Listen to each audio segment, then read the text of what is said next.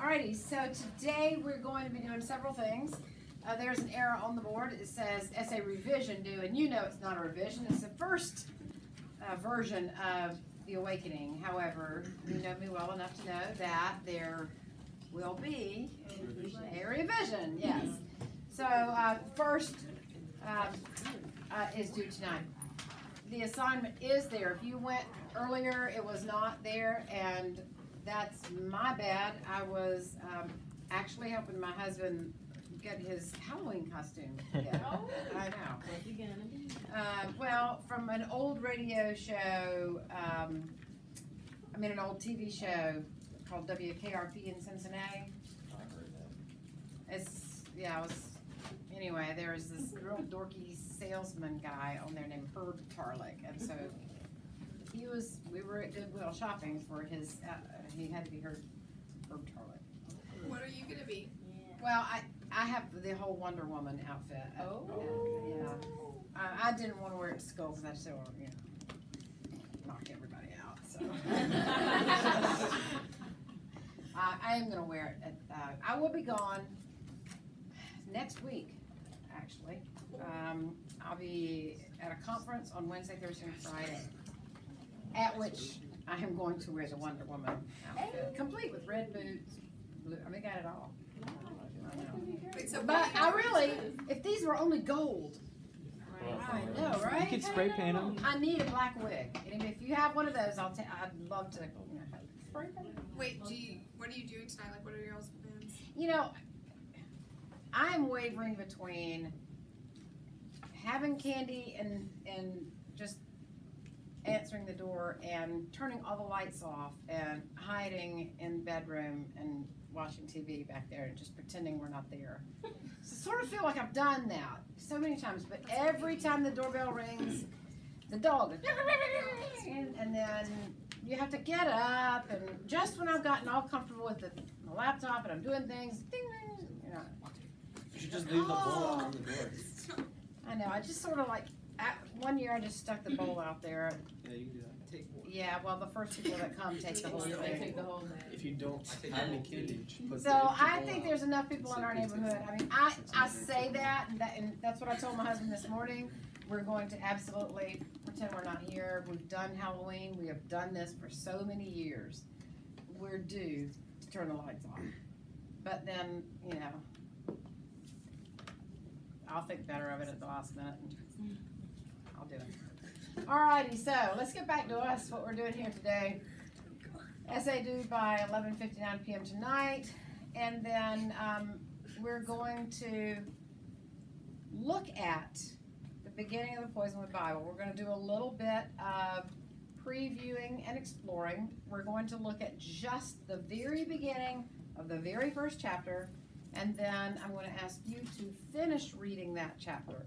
Your notes for this novel are going to be slightly different than the notes of your last novel. Now, I would like for you to be in the habit of noticing all the same kinds of things. I want you to notice character. I want you to notice plot. And I want you to notice setting. And I want you to notice powerful diction, because Barbara Kingsolver, let me tell you, she will blow your mind as far as amazing writing. She is an extraordinary writer. And so the writing ought to humble you, and that is so good. So you'll find brilliant sentences, and you'll find amazing descriptions, and when you do a wraparound read of this, it'll blow you away. But because it's such a visual novel, I want you to do something different with this one, and that is I want you to sketch. In your notes, I want you to sort of sketch what you see, and you don't have to do like a storyboard with every single thing, but after you finish a chapter or after you finish a really powerful scene, I want you to let that image sort of soak in and sketch it. Now, whether you are an artist or not, you may be drawing stick figures, that's fine. I want you to see it. This is the kind of novel that as we open the novel, as we look at it, I want you to see a movie in your mind, and I'll even direct it and tell you we're in a wide shot now, and we're getting ready to zoom in. You'll begin to see that yourself. Barbara Kingsolver has never allowed a movie to be made of this book because she does not think that a film that is 2 hours in length could do it justice, and she's right. She's absolutely right. Now, there's so many options now with Netflix miniseries and things. Maybe, I don't know, but it's definitely just an amazing novel. Now, I'll tell you, in Ms. Gascon's classes are classes reading it too. Not sure about Ms. Mewborn, if they are going to read this. We will read this in depth. There will be an option for you to read only parts. But I think that if you choose that option, you will cheat yourself out of one of the greatest American novels I think ever written. So I really want to encourage you to choose the option of reading every single word because it's just so brilliant. So we're going to do a little bit of that. Then when we finish with that, we are going to calibrate essays, benchmark essays that were the benchmark ones from my reading of the essay you wrote for timed writing.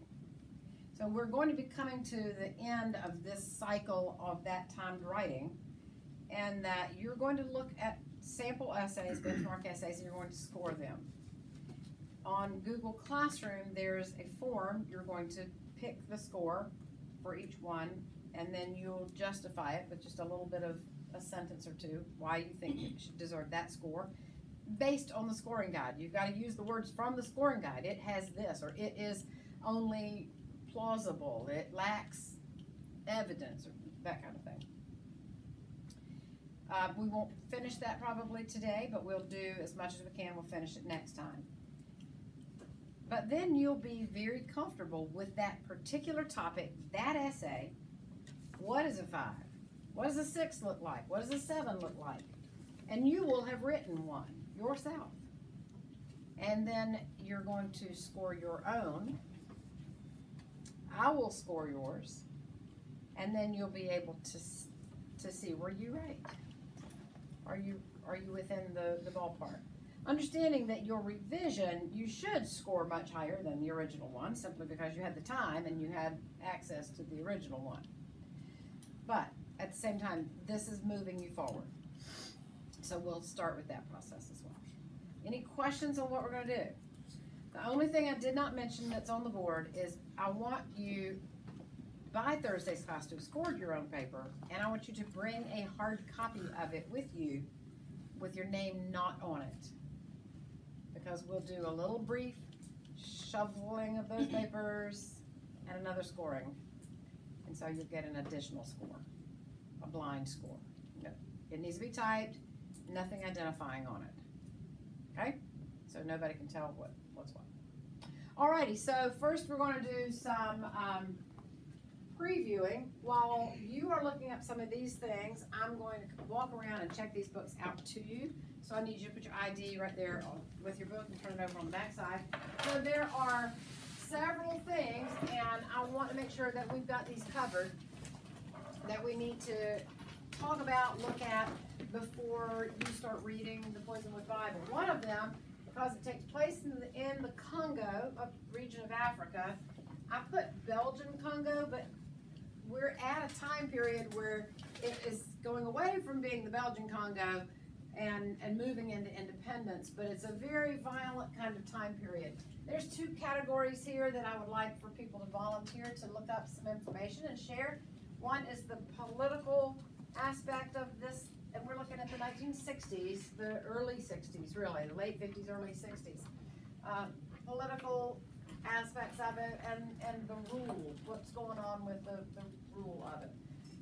And then the geography of it. It's everything from its climate to what kinds of habitat, different things in there. So who would like to volunteer to look up which one? I did the political. Okay, and anybody want to look up geography? A couple of people can do them because it's not enough for everybody to have one. So a couple of people on this. The geography of the Belgian Congo. I can do geography. All right, good. All right, now, this is going to be an interesting one. So this one is Baptist missionaries. And we need to focus in the 1950s. What was the call? Where were people going? Why were they going? What was the deal with sending lots of people out? Because this was a big time of missionaries going into Africa. So why? What was it that pushed so many American missionaries to go into Africa? And this is Christian missionaries. You're going to see that reflected here. Women, gender in the 1960s. Now, I'm not talking the late 60s. I'm talking the early 60s. So it's really the early years of a decade are really more similar to the previous decade than they are. Like when you think of the 60s, you think of the hippies and all of that stuff, that was the 60s. But truthfully, that all started in about 1968, 69. So it was really more the 70s. So the early 60s is going to be much more like the 50s. So what was the gender, that we talked about with the awakening, women's role in society, the expectations and cultural stereotypes of women in that time period.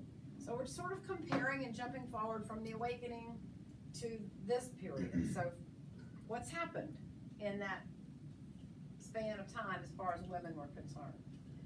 And then the last one is the culture of the South in this same time period, late 50s, early 60s. All right, so who will find out some stuff about Baptist missionaries? All right, good. Gender roles for women. Volunteers. Yay, all right. And culture of the South. Ooh, lots of you interested in that. Okay. Everybody have something to be looking up? Yes. And is that like the American South or the That is the American okay, South. cool. Yeah. More specifically, Georgia. This family is from Georgia. So it's going to be similar enough to South Carolina that you should be able to recognize some things. So everybody has something that you're looking at, yes? One of those things? And if you don't, and you would like to look up some background on Barbara Kingsolver, the author, that would be a good thing to do as well. All right, I'm going to come around and check out those books to you. So hang on.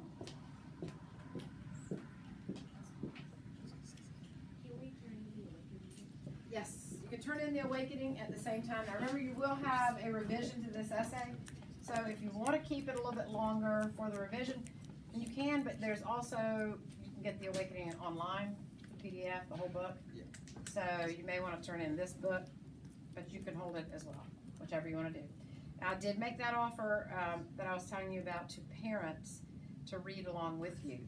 And it's a cool thing to do. If you have never done that with one of your parents, to have them read a book that you're reading and read along with you and have conversation about it, it's a very cool thing to do.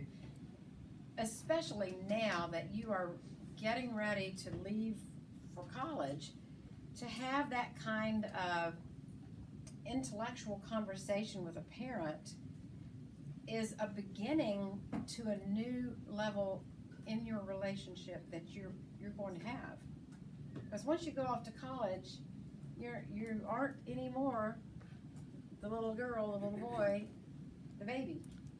You begin that stepping to a different level of conversation, and this is a really good way to launch that. So even if your parent maybe didn't see the email, and you think, I really want mine to do that, so I'd like to get an extra book and take it home. You can go ahead and get one, take it home, and if mom and dad say, I don't have time to read a book, I'm not going to do that, you can bring it back. But you have that offer. Okay? So have your stuff out. If you want to turn the awakening in, put that out. Have everything ready, and I'll come around. And so for now, I'm going to turn this off, and then